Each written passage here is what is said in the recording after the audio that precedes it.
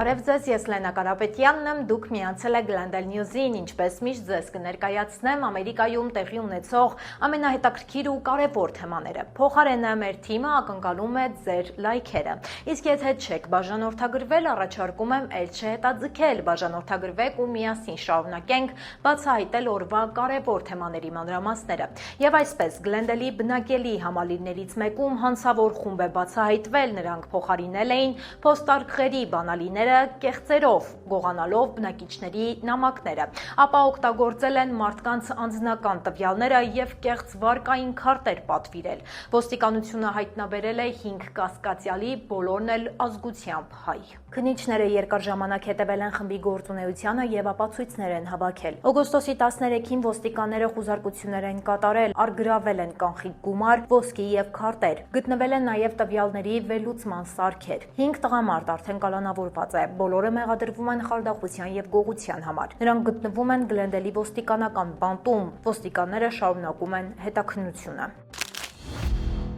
Ձեր մեքենան կարող են բացել կամ անջատել առանց ձեր թույլտվության։ Կալիֆոռնիայի միլիոնավոր մեքենաներ խոցելի են հաքերների համար։ Պատճառը անվտանգային սարքերն են։ Խնդիրը բացահայտել են Կալիֆոռնիայի համալսարանի հետազոտողները։ Հաքերները կարող են դրանց միջոցով կառավարել ազդանշանները կամ լույսերը։ Նրանք կարող են անջատել մեքենայի շարժիչը նույնիսկ երթևեկության ժամանակ։ Փորձագետների գնահատմամբ ավելի քան 2 միլիոն մեքենա ռիսկի տակ է։ Հետազոտողները արդեն տեղեկացրել են ընկերությանը։ Այժմ հասանելի է անվտանգության թարմացումը։ Սեփականատերերը պետք է ստուգեն իրենց մեքենաները կամ մասնագետներից ճշտեն, արդյոք իրենց մեքենայի անվտանգության համակարգը եւս խոցելի է։ Թարմացումը տեղադրելու համար պետք է ներբեռնել KARR հավելվածը, ապա շարունակել հետևելով հավելվածի հրահանգներին։ Այս տեխնոլոգիան օգտագործվում է ամբողջ երկրում։ Թարմացումը կվերացնի անվտանգության բացը մեքենան պաշտպանելով անցանկալի միջամտությունից։ Ֆլոկ ընկերությունը, որի տեսախցիկները գաղտնի հետևում են երթևեկությանը, իր աշխատանքում լուրջ փոփոխություններ է կատարել։ Հիմա ընկերությունը նոր սահմանափակումներ է մտցրել նպատակ ունենալով կանխել ոստիկանների կողմից հնարավոր չարաշահումները։ Ընկերությունը կրճատում է տվյալների պահպանման ժամկետը, նախկին 1 ամսվա փոխարեն այն կլինի 1 շաբաթ։ Տվյալները երկար պահելու համար հարկավոր կլինի գործի համարը։ Գործարկվել է նաև աուդիտի աջակցություն համակարգը։ Այն կարգելափակի ոչ սովորական ակտիվություն ցուցաբերող օգտատերերին։ Քաղաքացիական իրավունքների պաշտպանները այս քայլերը քիչ են համարում։ Նրանց կարծիքով ֆլոքի կողմից միլիոնավոր մեքենաների շարժի վերահսկումը եւ հավաքված տվյալներին ոստիկանների անսահմանափակ հասանելիության իրավունքը կարող է թիրախավորել խոցելի խմբերին։ Իրավապաշտպանները գտնում են, որ սա խաթարում է մարդկանց գաղտնիության իրավունքը ամբողջ երկրում։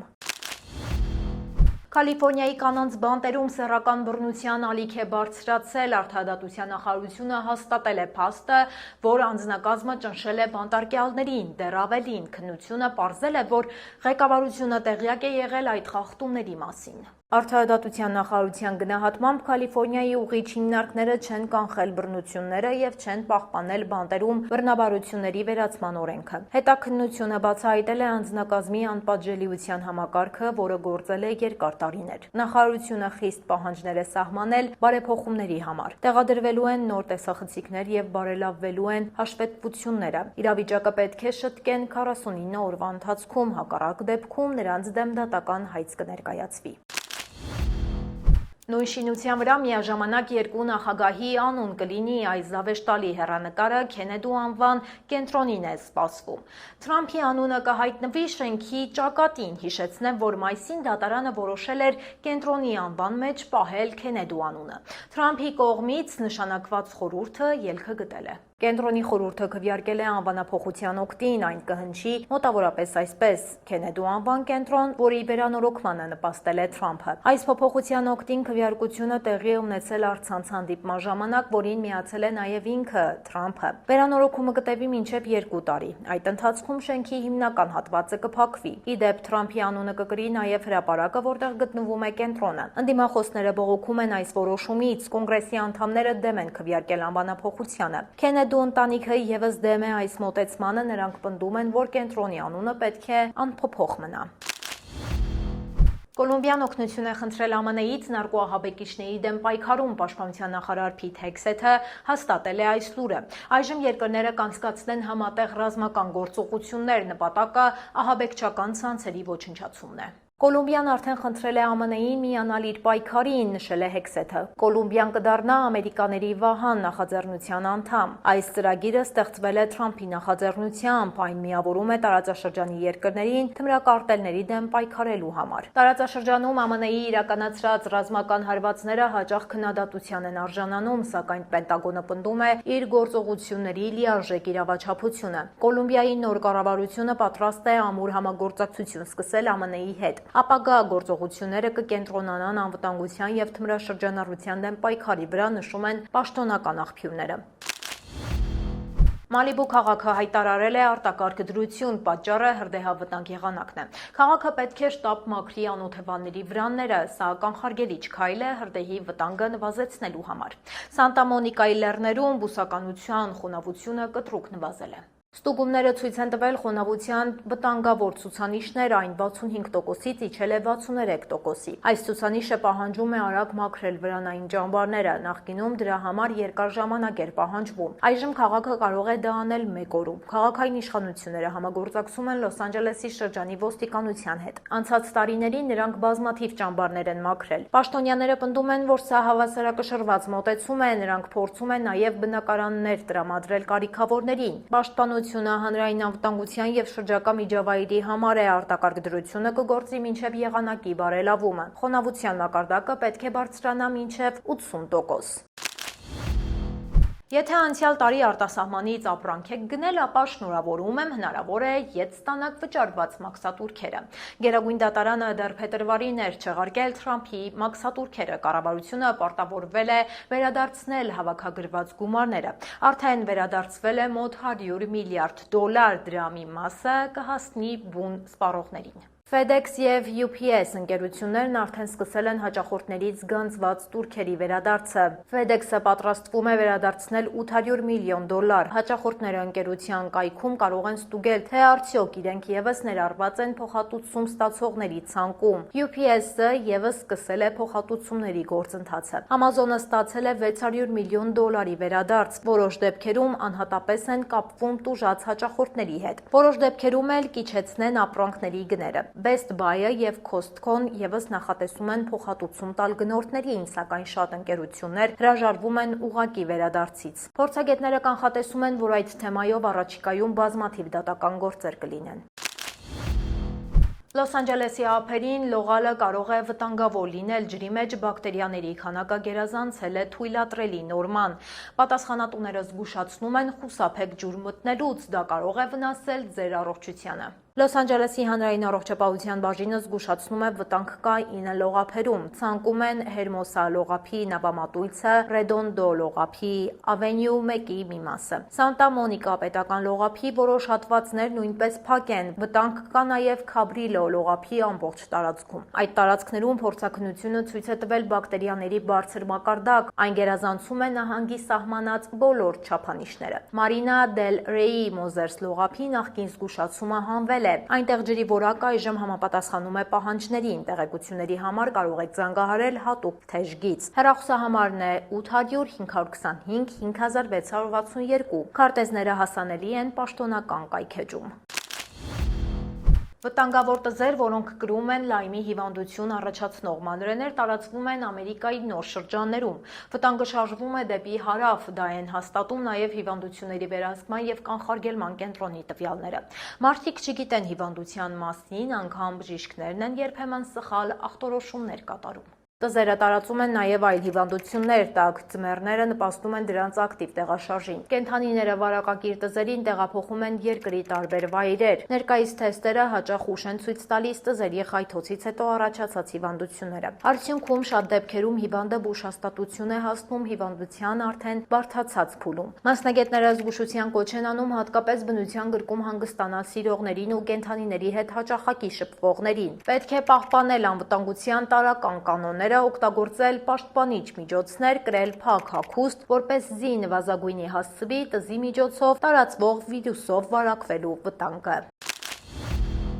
Լոս Անջելեսի Universal Studios Hollywood այգու նոր ատրակցիոնից լսվող ճիչերը զայրացնում են բնակիչներին։ Տոլուկա Լեյք թաղամասի բնակիչները մշտական աղմուկից են դժգոհում։ Թեմատիկ այգին գտնվում է բլրի վրա, բնակելի շենքերի հարևանությամբ, այգում աղմուկ է անգամ գիշերը։ Այգու ղեկավարությունը հակադարձում է, ատրակցիոնը համապատասխանում է աղմուկի նորմերին, այնուամենայնիվ նրանք լրացուցիչ միջոցներ են ձեռնարկում։ Տեղադրվում են ձայնային արգելապատնեշներ, դրանք նախատեսված են ձայնը աղբյուրի մոտ փակելու համար։ Ատրակցիոնը դեռ փորձարկման փուլում է։ Շինարարությունը ավարտվելու է սեպտեմբերին, նոր ատրակցիոնը ունի բարձր արագություն։ Վագոնները պտտվում են 360 աստիճանով ժամում 72 մղոն արագությամբ։ Տեխնիկական փորձարկումները կշարունակվեն մինչև բացումը։ Ատրակցիոնի բացման հստակ օր դեռ հայտնի չէ։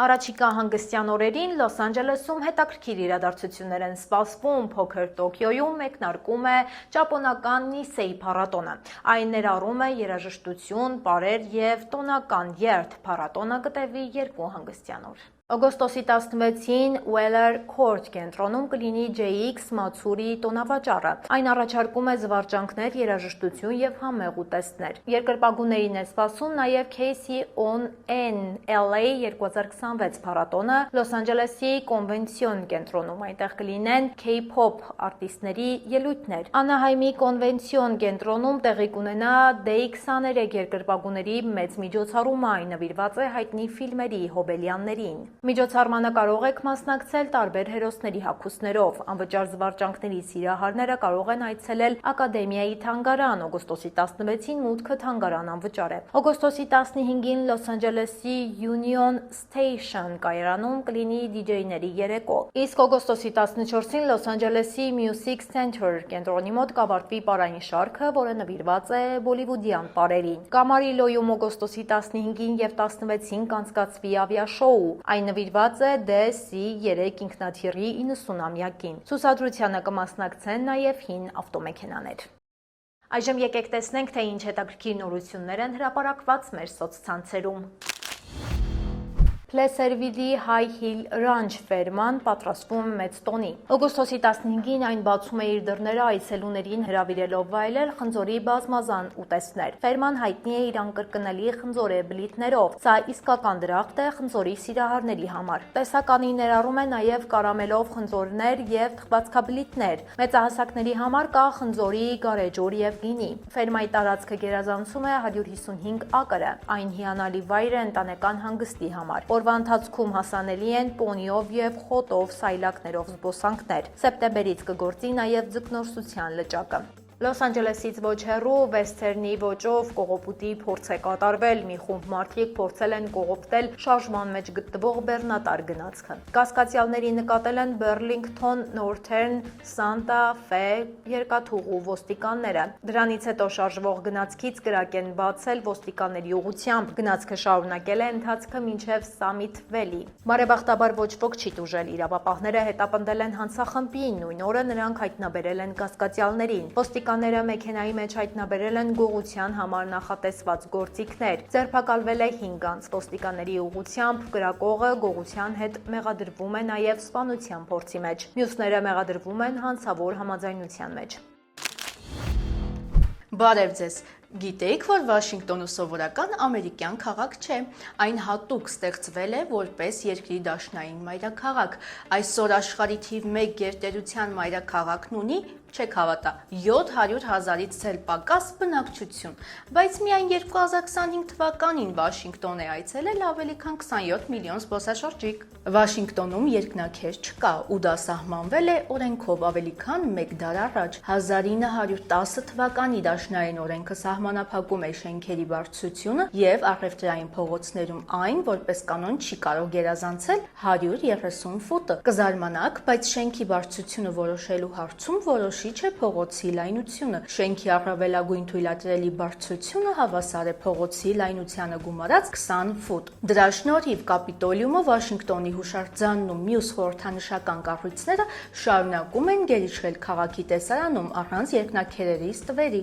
Եվս մեկ փաստ, որը կարող է շատերին զարմացնել, Վաշինգտոնի բնակիչներն ընտրում են քաղաքապետ եւ քաղաքային խորհուրդ, նախագահական ընտրություններին էլ մասնակցում են, բայց կոնգրեսում լիարժեք ներկայացված չեն։ Շրջանը սենատում ներկայացուցիչ չունի, իսկ ներկայացուցիչների պալատում ունի միայն մեկ պատվիրակ առանց ձայնի իրավունքի։ Վաշինգտոնը նաև թանգարանների քաղաք է։ Սմիթսոնյան համակարգի բազմաթիվ թանգարաններ անվճար են։ Մայրաքաղաքում կան նաև տասնյակ այլ մշակութային կենտրոններ։ Քաղաքի միջազգային բնույթն էլ պատահական չէ։ Այստեղ գործում է մոտ 180 դեսպանատուն, դեսպանների նստավայր, միջազգային մշակութային կենտրոն եւ միջազգային կազմակերպություն։ Այս ամենը Վաշինգտոնին տալիս է իսկապես գլոբալ քաղաքի մթնոլորտ։ Իդեպ, նաև այդ պատճառով Վաշինգտոնը չեմպիոն է համարվում նաև այնտեղ բնակվող լրտեսների թվով։ Որոշ աղբյուրներ Վաշինգտոնում գործող լրտեսների թիվը հասցնում են 10,000-ի, բայց սա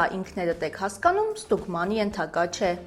Եթե Վաշինգտոնում առաջին անգամ եք, ծանոթությունը սկսեք Լինքոլնի հուշահամալիրից։ 2024 թվականին այստեղ այցելել է մոտ 7,7 միլիոն մարդ։ Սա քաղաքի ամենաշատ այցելվող առանձին զբոսաշրջավայրն է։ Հուշահամալիրը գտնվում է National Mall-ի արևմտյան հատվածում, երկարավուն հայելային լճակի դիմաց։ Մեծ աստիճաններով բարձրանալուց հետո այցելուներին դիմավորում է Աբրահամ Լինքոլնի հսկայական նստած արձանը։ Պատերին փորագրված է նրա հայտնի ելույթներից հատվածներ։ Այստեղից բացվում է նաև Վաշինգտոնի ամենահայտնի տեսարաններից մեկը՝ լճակ, Վաշինգտոնի հուշարձան եւ Կապիտոլիում մեկ առանցքի վրա։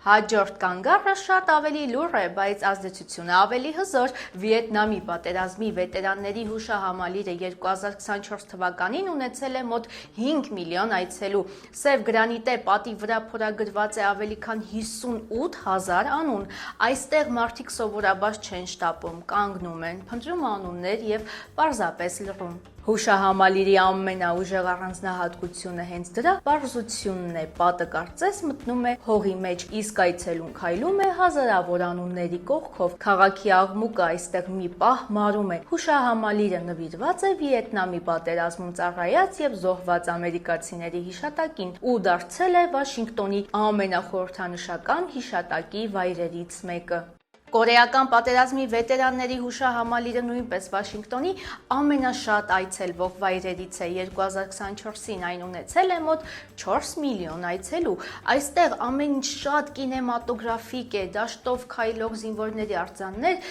սև գրանիտե պատ եւ հիշողության մթնոլորտ։ Եթե Լինքոլնի հուշահամալիրը վեհություն է, սա պատերազմի մարդկային գինն է։ Հուշահամալիրի կենտրոնական հատվածում կանգնած են 19 բնական չափի զինվորների արձաններ։ Դրանց արտացոլումը գրանիտե պատի մեջ տեսողականորեն մեծացնում է զինվորների թիվը, ստեղծելով ավելի լայն ռազմական շարքի տպավորություն։ Պատին փորագրված են նաև լուսանկարներից ստացված պատկերներ։ Այս վայրը հատկապես տպավորիչ է երեկոյան, երբ լուսավորությունն ընդգծում է արձանների մանրամասները։